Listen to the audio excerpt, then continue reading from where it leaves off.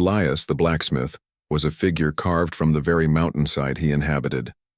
Years of solitary labor had etched deep lines onto his face, each one a testament to countless hours spent coaxing metal into submission.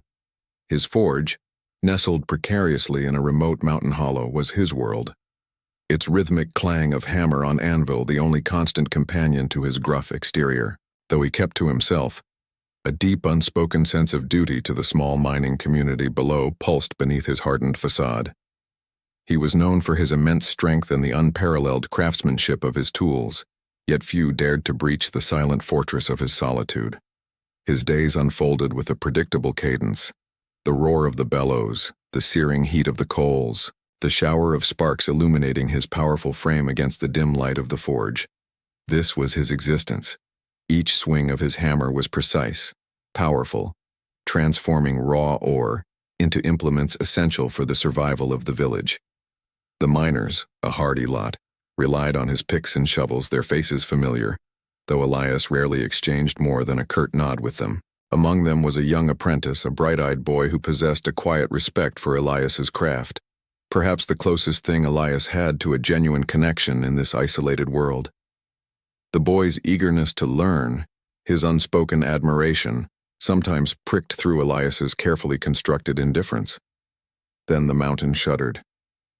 A low, guttural rumble began, growing in intensity until the very ground beneath Elias's feet vibrated violently. He paused, hammer midair, his gaze instinctively drawn upwards.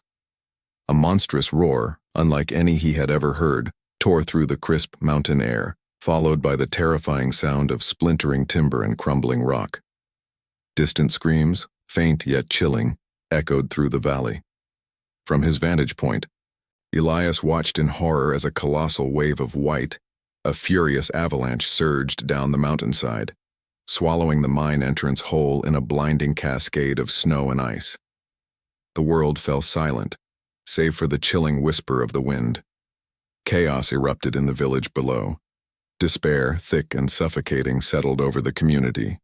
Men and women ran frantically, their cries for help swallowed by the vast, indifferent mountain.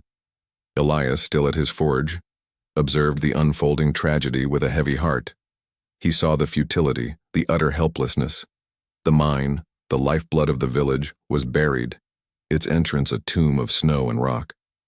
There was no proper rescue equipment, no means to dig through such an immense obstruction. The nearest town, with its promise of aid, was days away, an impossible distance for those trapped beneath the unforgiving mountain. Elias's reclusive nature warred with the urgent, desperate need he witnessed. His internal conflict was a silent battle, his stoic face betraying nothing.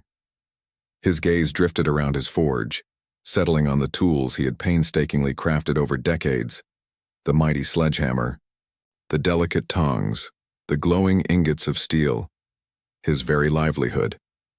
Each piece represented a part of him, a lifetime of dedication. A desperate, radical idea, born from the crucible of necessity, began to form in his mind. To melt down his life's work, to sacrifice everything he possessed, to forge hope from despair. The thought was agonizing, a profound internal struggle between his identity as a blacksmith and his duty as a human being. The weight of human lives hung in the balance, pitted against the very essence of his existence. With a grim set to his jaw, Elias made his decision. There was no hesitation, only a terrible resolve. He picked up his largest chisel, its edge glinting in the dying light, and began to dismantle his forge, piece by agonizing piece. The clang of metal on metal now carried a different, more somber tone. His prized possessions, the tools of his trade, were being systematically broken down. The first step was taken, a monumental act of sacrifice. Can one man with only his forge and ingenuity truly make a difference against such a monumental disaster? The question hung heavy in the air, unanswered, as Elias continued his grim task. Before we continue, subscribe to the channel and tell us in the comments where you are watching from. The grim task continued, Elias dismantling his life's work with an unyielding resolve. When he finally turned to the distraught and shivering villagers, gathered helplessly outside the buried mine entrance, his voice was rough yet carried an undeniable authority. He laid out his audacious plan. He would construct a massive pulley system, strong enough to move tons of earth and snow, a system forged from the very tools of his trade. Initial skepticism rippled through the crowd. Their faces, etched with grief and exhaustion, mirrored their disbelief. How could one man, with only a forge, create something so monumental so quickly? The nearest existing pulley system was leagues away, and even then it was designed for logging, not for excavating an entire mountainside. Doubts were whispered, fears voiced about the impossibility of the task, the precious time slipping away with each passing moment. Yet Elias stood firm, his gaze unwavering, his determination a silent, potent force that slowly began to chip away at their despair. He returned to his forge, the heat a welcome shield against the biting mountain air, and began the agonizing process of melting down his tools. Each hammer, each chisel, each pair of tongs represented a lifetime of meticulous craftsmanship, a piece of his identity. As the flames consumed the hardened steel, casting dancing shadows across his sweat-streaked face, brief, poignant flashes of memory flickered through his mind. The day he had forged his first perfect axe head, the pride swelling in his chest. The countless hours spent honing the edge of a blade, the rhythmic ring of metal on metal, a symphony of his life. These were not just tools, they were extensions of himself, silent witnesses to his solitary existence. Now they were being sacrificed, melted down into formless molten metal, their individual purpose dissolving into a collective hope.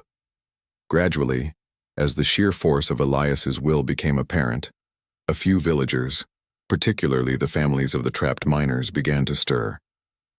The mother of the young apprentice, her eyes red-rimmed but now alight with a hesitant hope, was among the first.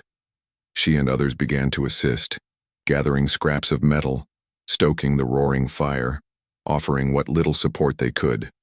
Their presence, their shared desperation, fueled Elias's resolve, transforming his solitary endeavor into a nascent community effort. He worked relentlessly, his powerful muscles straining, his mind racing to overcome each new challenge. The metal too often cooled too quickly, hardening before it could be perfectly shaped. Parts didn't fit as precisely as his master craftsmanship demanded. The improvised bellows, cobbled together from leather and wood, sometimes failed, sending plumes of acrid smoke into the cold air. Moments of profound frustration gnawed at him, pushing him to the precipice of defeat. The muffled cries, faint and desperate, that occasionally emanated from the buried mine entrance, were a constant, agonizing reminder of the ticking clock, intensifying the tension with every passing second. Amidst the frantic labor, a hushed conversation drifted from a small knot of villagers near the forge. "Remember old Silas?"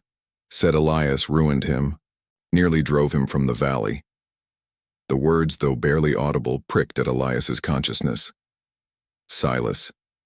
The name brought a bitter taste to his mouth, a ghost from a past betrayal that had driven Elias further into his self-imposed isolation.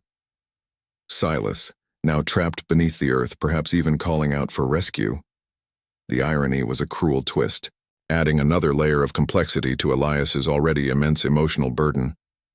To save the man who had wronged him, the man whose deceit had stripped Elias of his trust in others, now lay within his power. Despite the internal turmoil and external obstacles, a glimmer of progress, however small, began to emerge. The first crude pulley wheel, heavy and imperfect, was cast from the molten remains of his tools. Then another, and another. The villagers, their initial skepticism replaced by a burgeoning awe, watched as the skeletal framework of the pulley system slowly, painstakingly, began to take shape. Each piece, though raw and hastily made, was a testament to Elias's unwavering spirit. The question that lingered unspoken in the cold mountain air was whether this fragile, hastily constructed system would be strong enough. Would it hold? The culmination of Elias's relentless labor stood before them, a towering, ungainly assembly of repurposed metal, thick ropes, and salvaged timber. It was a testament not to elegant engineering but to sheer, unyielding will. The improvised pulley system, a chaotic symphony of Elias's sacrificed tools, now represented their singular, fragile hope. The gathered community, their faces a tableau of fear and anticipation, held their collective breath. The moment of truth had arrived, heavy with the weight of lives hanging in the balance. With a guttural cry, Elias barked orders, his voice raw but commanding. He directed the strongest villagers to the ropes, their hands raw from the cold and exertion. With a mighty heave, the system groaned, a cacophony of creaking wood and straining metal. Slowly, agonizingly, the massive hooks, forged from Elias's own anvil, bit into the avalanche debris. Each inch gained was a monumental victory against the crushing weight of snow and rock. The air crackled with tension, every eye fixed on the shifting mound. Then a small miracle, a gap, no bigger than a man's hand, appeared in the compacted snow. Through it, a faint muffled cry emerged, followed by a rhythmic tapping. A sign of life.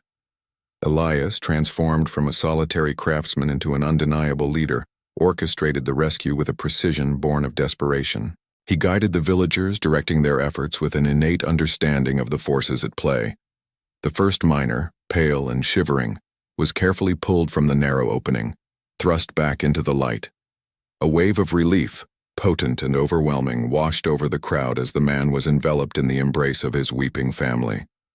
One by one, the trapped souls emerged, exhausted but alive. For Elias, the most crucial rescue was yet to come.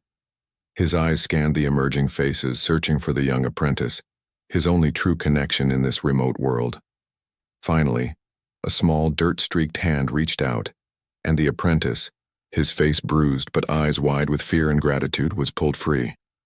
Elias met his gaze, a rare flicker of emotion crossing his stoic features, a mixture of relief and a fierce, unacknowledged affection.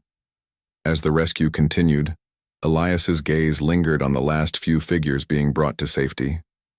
And there he was, Silas, the unnamed betrayer, his face gaunt, his eyes hollow with exhaustion and something else, remorse. Their eyes met across the chaotic scene. No words were exchanged, none were needed. Silas offered a slight, almost imperceptible nod of gratitude, a silent acknowledgement of the debt owed, a profound regret etched into his weary features. Elias simply returned the nod, a flicker of understanding passing between them. By saving everyone, even the man who had wronged him, Elias had achieved his own silent redemption. His isolation, once a wall, now felt like a bridge. All the miners were saved, battered and shaken, but alive. The community, their initial skepticism long forgotten, gathered around Elias, their gratitude overflowing. They hailed him as a hero, their cheers echoing through the valley. His gruff exterior, though still present, was softened by the warmth of their admiration. His forge lay in ruins, a heap of twisted metal and cold ashes, but in its place he had gained something far more valuable: connection, purpose, and the unspoken respect of his neighbors. As the sun began to dip below the mountain peaks, casting long shadows across the valley, the villagers approached Elias. They spoke of rebuilding, of offering their labor, their resources, to restore his forge. He looked at the dismantled parts of his old life, then at the grateful, hopeful faces surrounding him. A small, genuine smile, a sight rarely seen, touched his lips. Elias, once a solitary figure defined by his isolation, was now an integral, cherished member of the community. His sacrifice had forged not just tools, but unbreakable bonds of love and respect, promising a future where he was no longer alone. The clang of a hammer on an anvil would once again echo through the mountains, but this time it would sing a song of belonging.